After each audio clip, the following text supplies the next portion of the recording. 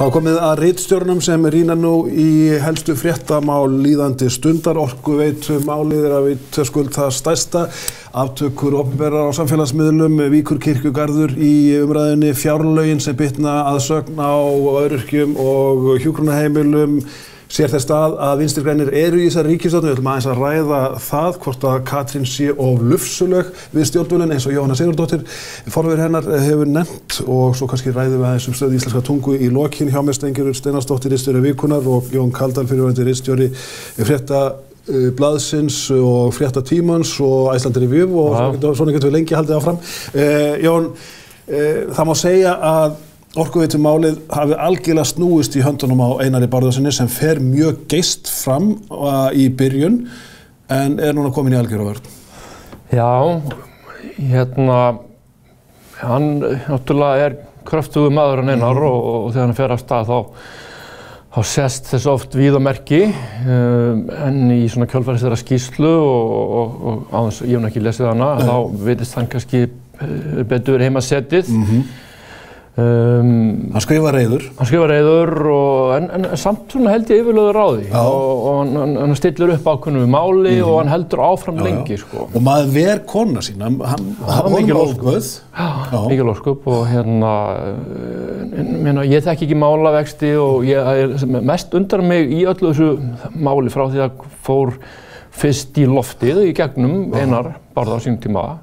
Það svona uppspretta þess. Það sem ég svona mest undrandi yfir hversu margir hafa verið tilbúin að tjá sig opinberlega, hafa verið skrifað leiðarar, aðsenda greinar. Án þess að þekkja bakgrunninn. Og jafnvel sko heldur áfram þegar svona voru farnir að hringja ykkur á viðvörunarbjöllur að mögulega væri þetta ekki allt eins og hefði borið fram. Staðfest svona þögn Orkuveitunar, fundir og þess að það kom aldrei hitt. Það eitthvað meira hann á bakvið. En þetta hinn óritskoði veruleika sem blasir við okkur í dag. Já, og það svona dálítið svona líka þessi kultúr að skjóta fyrst og spyrja svo og við þessi þingmenn fara hana í einhvern viðhorfspislum á Facebooku við og ég bara einhvern veginn, maður svona verður sorgmættur dálítið yfir þessari óbúðslegu dómhörku og þetta svona múðæsing sem alveg óbúðslega allan trufla mig rosalega mikið, maður reynir að frekar hlaupa í hin áttina sko þegar maður segir einhvern æstan mú leggja af stað. Það kemur náttúrulega ekki fram í þessari úttekt Orkuveitunar sem hún lét gera af hverju Áslaug Thelma var látin fara en uppsögnin að sögn úttektarinnar réttmæt. Eitthvað hefur verið misfært væntanlega í starfi í ljósi þess, en hefði Einar betur heimasetið? Já, ég held að það sé aldrei engin spurning með það, því ég held að það sé aldrei gott ef þú sendir einhvern annan fram í bardagann fyrir þig. Ég held að það sé alltaf svo að ef mann misboðið á einn eða annan hátt, það sama hvort það út á vinnumarkaði eða annar staðar, að þá verður maður að vera maður eða kona fyrir sinn hatt og taka sína slagi sjálfur. En ég hins vegar svona pínulítið, ég get ekki alveg svona kynnt því að það sé öll kurl komin til grafar og auðvitað það ekki fyrir heldur en að ef að þá Áslaug Thelma tilbúin til að upplýsa okkur það hvað var að baki hennar uppsögn og ég held að það sé engin vafi að Bjarni Már kom kurteislega og sýndi óviðurkvæmilega hegðun gagnvart sínu starfsfólki. En hann iðrast ekki? Nei, hann þverneitar að svo hafi verið en ég held að það sé engin vafi á því, en við svo sem vitum það heldur ekki út frá þessari skýrslu því að þau kjósa og segjast gera það til að fylgja persónuverndarlögum, þá kjósa þau að þegja ástæður uppsagnanna. En mér finnst líka alltaf svo lítið eins og núna í dag og ég alveg sammála Jóni að fólk hleypur mjög oft á stað og rýkur upp til þess að koma einhverjum lítil magna til varnar. En það bara svo margt sem gerist á vinnustöðum sem að við þurfum að horfa svolítið svona varlega á. Mér finnst til dæmis mjög algengt að fólk noti orðið einelti yfir alla skapaða hluti sem eiga sér stað á vinnustöðum. En það eru yfirlega kannski bara samstarfsörðuleikar sem fólk að tala Já, miskilin stríðinni stundum. Já, og samstarfsörðuleikar allt annað heldur en einelti, því að einelti skipulagt ofbeldi sem til þess fallið að brjóta niður mannesku og gera lítið úr hennar kröftum og hæfileikum. Á meðan samstarfsörðuleikar geta fjalist í því að takast á mismunandi skoðanir og stefnur það hvernig á að vinna vinnuna. Það ekki öll komið til grafar í þessu máli klárlega, en ég tók eftir því hádegisfréttum að Helga Jónsdóttir, starfandi forstjóri Orkuveitunar, útilokar ekki að Einar Bárðarson verði kærður fyrir, maður myndi halda þá tilraun til fjárkúgunar. Bréfi hans sem einhvern hluta vegna birt, hann jú vitaskuld ekki starfsmaður fyrirtækisins og nýtur kannski ekki verndar sem slíkur, það harðort að það má túlka ýmislegt út úr því? Já, það náttúrulega, Einar ekki starfsmaður Orkuveitunnar og nýtur þess vegna ekki trúnaðar. Það vantarlega sem bara staðreyndi málsins. Já, þetta allavega, mér finnst þetta fyrst og fremst kannski vera núna á þessari stundu bara ákveðinn harmleikur. Það sem nokkrir lendi í skollinu og menn sást ekki alveg fyrir. Og þetta sorglega mál fyrir Einar kallinn, þetta sorglega mál fyrir Áslaugu Thelmu. Ég efast ekki að þetta verði erfitt fyrir þau bæði bara að halda áfram sínum störfum annars staðar. Þannig að maður óttast fyrir þeirra hönd að fyrirtæki gætu hrætt að ráða hana í vinnu ef þau vona sig að fá svona lagað yfir sig. Þannig að vonandi ná næsta greið úr með sem minnstum skaða fyrir alla sem aðkoma máli. En tölum aðeins opinbera aftökur sem eru að margra viti mjög auðveldar í dag. MeToo-byltingin kom blessunlega og svona afvopnaði kallpungana út í samfélaginu, hugsanlega konur líka, sem fara fram með ósæmilegum hætti, einelti alvarlegt og kynferðislegt ofbeldi og annað slíkt sem hefur grafserað á vinnustöðum. Líka bara það eitt að taka ekki kröftum kvenna til jafns við kröftum kalla. Þannig að MeToo-byltingin hefur skapað svona mikla hreingerningu í samfélagunum á Íslandi og í kringum okkur, en líka hysteríu. Og þá spyrir maður sig þetta mál, opinberða að við getum farið fram með alls konar ásakanir sem misjafnlega mikil innistæðir inni. Erum við komnir í það samfélag þar sem opinberra aftökur eru of auðveldar? Jón? Já, þetta nú, við erum kannski komið pínu ring. Það var gapastokkur að vinsælt refsatæki fyrir ekkert óbáslega löngum tíma. En sannarlega þetta auðvelt að tjarga menn og fiðra á samfélagsmiðlunum og einhvern veginn áreynslulaust að sitja við lyklaborðið og hvort sem Twitter eða Facebook setja inn einhver svona færslu. Oftast án afleiðinga? Já, án afleiðinga yfirleitt og núna á að fara að breyta meðirlöggjöf, þannig að verður nánast fullkomlega án afleiðinga og situr heima og bara við eldhúsborðið og getur rækt mann og annan. Mér finnst þetta sorglegt og mér finnst þetta vera vond þróun, en þetta svona ríkt í okkur. Við sáum nú fyrir ekkert mjög mörgum árum fyrir tíma samfélagsmiðla Lúkasarmálið með hundinn litla sem átti að vera drepinn. Sem var dæmigerð hystería. Bjó til svona, mikla móðursýki og æsing. En vonandi lærum við eitthvað á þessu en ég veit ekki hvort þetta tengist mikið MeToo-byltingunni og þetta er ákveðið högg fyrir hana en samt ekki þegar vera sópa undan teppinu sem sannarlega var þörf á að kemur hlutum eitthvað kusk með og vonandi þetta mál einhvern veginn var reynt að hengja það á þá mikilvægu byltingu. Vonandi verður þetta ekki, ég hef ekki trú að verði henni til skaða ekki tíma. En línan kannski á að giska óljós, upplýsing, umræða óðbóðslega mikilvæg í lýðræðissamfélagi sem við taka sig alvarlega. Við sjáum bara hvað samfélagi hefur batnað mikið með umræðu þunglindi, heimilisofbeldi og hvað þetta allt saman heiti sem var tabú hér fyrir örfáum áratugum. En svo það hin hliðin að umræða má ekki kannski vera opin við hvað málefni varðar? Já, ég held að umræðan þurfi alltaf að vera opin, en ég held að við ættum að spara gífuryrðin. Það aftur annað mál. Og það bara svo ótrúlega margt sem þrífst í skjóli þagnarinnar sem bara verður að draga fram í dagsljósið.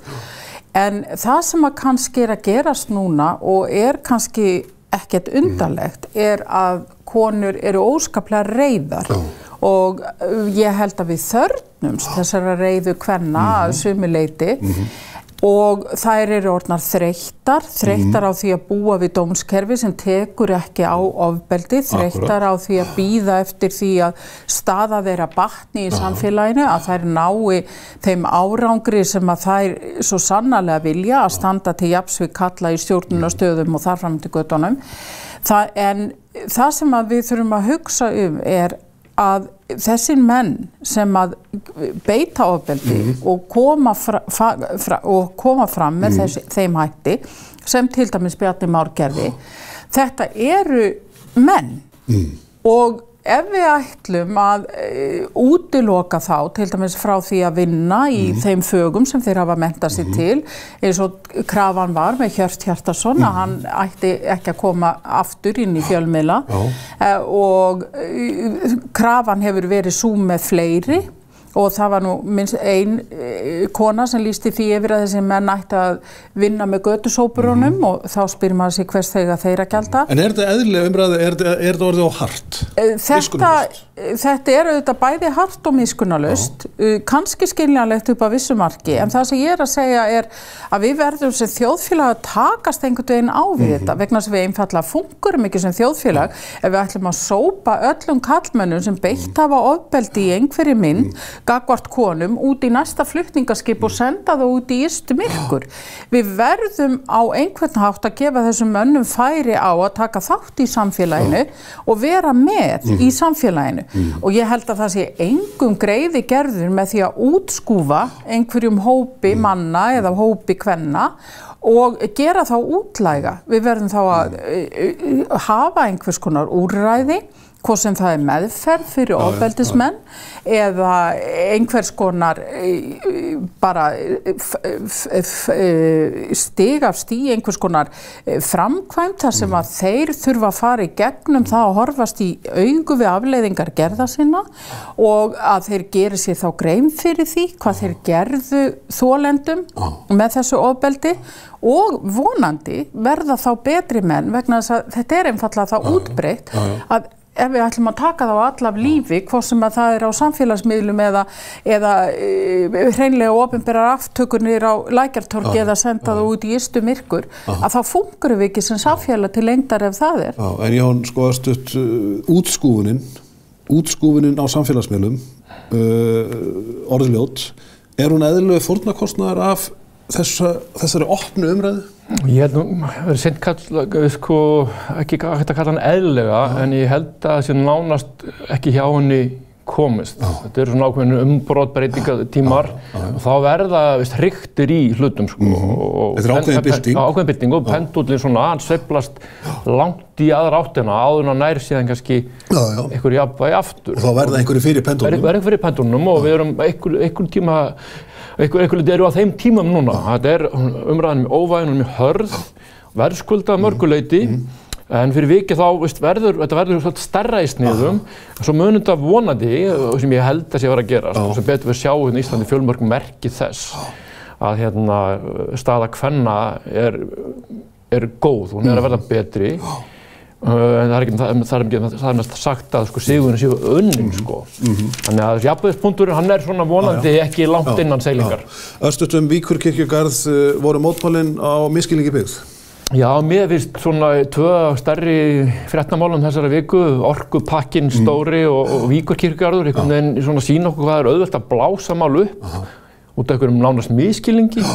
Það búið að birta mjög ítarlegar lögfræðilegar útskýringar orkupakkanum.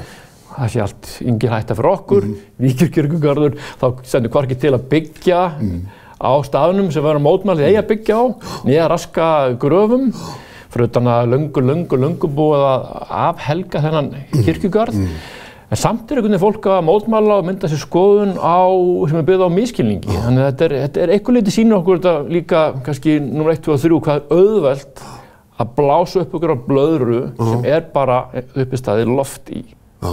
Víkurkirkjugarðurinn þar og líka þriðji orkupakkinn. En samt tekur maður nú hattinn sinn ofan fyrir Vigdísi Finnbogadóttur sem á háum aldri en glæsilegum tilbúin að fara með baukinn inn í kringluna og safna fyrir sko peningum til þess að halda baráttunni áfram? Já, Vigdís náttúrulega alltaf engum lík. Já, engum lík og þá alltaf að hlusta þegar hún talar. En ég alveg sammála Jóni, þetta allt saman á misskilningi byggt og ég verð að segja fyrir mig að ég hef miklu meiri áhyggjur af þessari jarðarsöfnun auðkýfinga heldur en nokkuð tíman af orkupakkanum. Og Ratcliffe sem á orðið allan Vopnafjörð, þarna eru margar ár virkaðar. Og Íslendingar verða leiguliðar hans sko, já, og þú veist, og hann að safna jörðum núna víðar og þeir eru fleiri sem eru farnir að stíga inn í þetta og fyrst til að byrja með þá virtist þetta snúast það að menn vildu ná þarna laxveiðiréttindum. En þú ert að segja að við séum að sko mótmælið því litla en gleymi því stóra? Já, nákvæmlega. Og það sko búið að kalla eftir því núna lengi að það verði eitthvað gert í því að setja lög sem að takmarka réttindi útlendinga til að kaupa jarðir. Og við sjáum það til dæmis að hann þegar Ratcliffe búinn að selja vatnsréttindi í einni af þeim mörgum ám sem hann áorðið á Íslandi og þannig hann að selja réttindi til virkinar þar og þá spyr maður sig hvað gerir hann næst og svona menn hafa verið að benda á að það engin sæstrengur kominn og þar að leiðandi þurfum við litlar áhyggjur að hafa af eftirlitsstofnuninni en þá orkustofnuninni í Evrópu og því að það verði selt héðan orka. En Ratcliffe einn og sér, hann hefur burði til þess að leggja þennan sæstreng að honum sýnist svo. En ef sæstrengur er lagður en lagður til Bretland sem var leiðin út á Evrópusambandinu, þannig að þetta meiri sé að það fyndi þannig bara sem fyrir hvað að tala Já. Menn að gleyma Brexit. Já, þeir hætti Evrópusambandinu. En tölum aðeins ríkisstjórnina, sko fjárlög eru kynnt, þau eru þrengt frá því sem var og boðað að skera aðeins niður með við áformaðar áætlanir til öryrkja, hjúkrunarheimilin standa svona snauð eftir. Sér þess stað að Vinstri grænir, Jón, séu í þessari ríkisstjórn? Já, að því leyti að þetta ríkisstjórn sem svona, ákveðin, ég segi ekki deyfð en svona, þetta ekki ríkisstjórn hennar stóru verka eða mikilla breytinga. En þetta kannski stjórnin sem átti að róa pólitískt ástand? Já, og það svona að segja ég, að því leyti sjáum við að það hefur tekist. Það ákveðin ró, en á sama tíma þessi ró í aðrum við að vera deyfð. Það enga stóru hugmyndi sem ítætti framkvæmdi eða mikla breytinga við sjónarhringin. Mögulega það bara fínt í ljósi svona mikilla hugmyndi sem voru í kjölfar hrunsið, menn bara taki svona tíma og stöðu. En það eins og það sem snýr á umhverfismálum og ýmsu þá sér maður ekki því miður að Vinstri græn séu að láta til sín taka svona einu nemur. Við getum sér til og með nefnt fiskeldismálið. Já, það var náttúrulega makalegt að sjá hvernig frumvarpi það sem úrskurðarnefndar umhverfis- og auðlindamála bara ítti hliðar einu sólarhring. Stærsta atlaði sem verið gerða af ráðherra VG. Já, Kristján Júlíusson reyndar lagði fram frumvarpið, en Vinstri grænir tóku þátt í afgreiðslu þess og hafa stíðið með þess að fram og varið afgreiðslu þess. En ég nefni ráðherra VG vegna hann fyrirverandi framkvæmdastjóri eitt sem mjög í máli. Og við vitum alveg reyna að Guðmundur Ingi væri ennþá framkvæmdastjóri Landverndar, þá væri hann að háa síðan. Hann það ekki eða innanríkisstjórnar og maður bara spyr sig,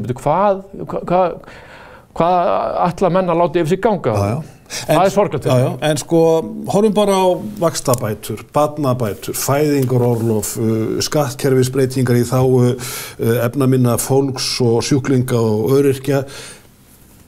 Ég sé voðalega lítil vinstri stef í gangi borð í þjóðarskottinni.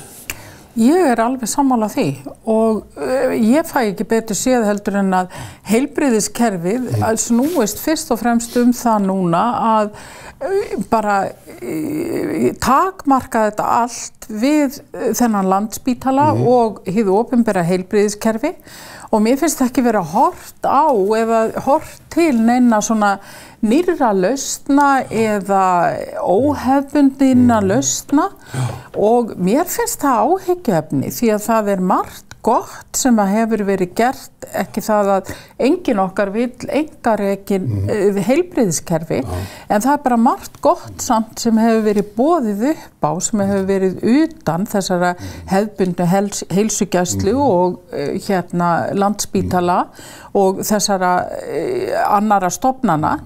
Og það búið að draga mjög saman seglin í heilbrigðismálum á landsbyggðinni. Það ekkert sem bendir til þess að það eigi að breyta því og það eitt af því sem Vinstri grænir töluðu fyrir.